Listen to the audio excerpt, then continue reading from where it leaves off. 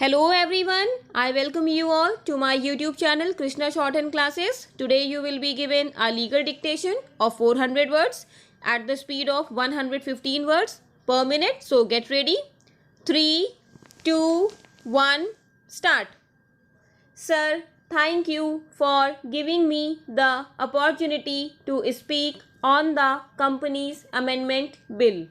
Sir, this house and the other house passed the Companies Amendment Act 2013 after an exercise of more than a decade.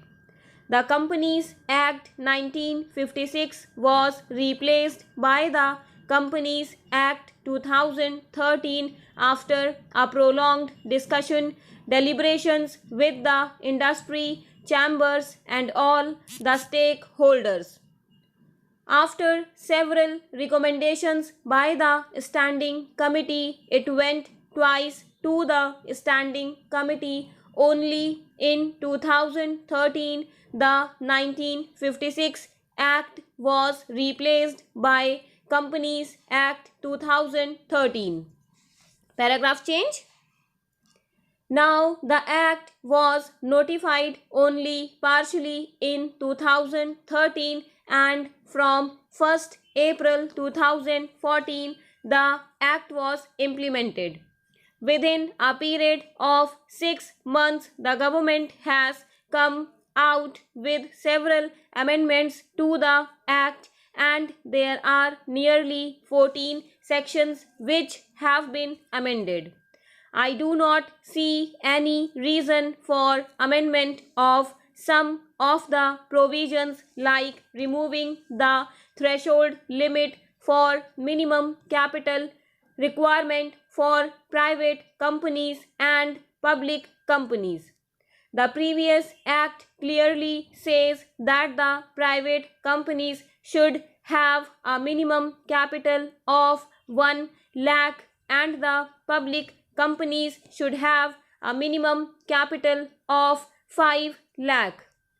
This was a provision introduced to curb the shell companies and to put restrictions while incorporating the companies. This has been removed and then there is no capital requirement envisaged in the present amendment for incorporating a company. Then the next amendment is not making the common seal mandatory.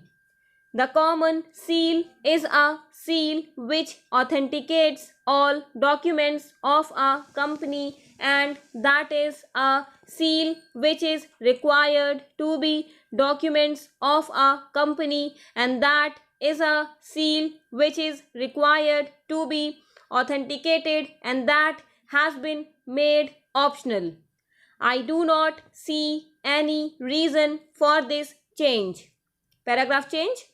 Then I welcome that section 76A has been added to protect the depositors and to make the offence a cognizable offence under section 447. We have to protect the depositors. Of course, the original section, which is section 76, has the provision to protect them for, but now more transparency has been brought in. I welcome as far as section 188 is concerned, where an agreement to be filed in certain cases, a special resolution was necessary, which was very important. That has been removed. If these provisions can be passed with an ordinary resolution, I feel that this amendment is not necessary. Full stop. Thank you.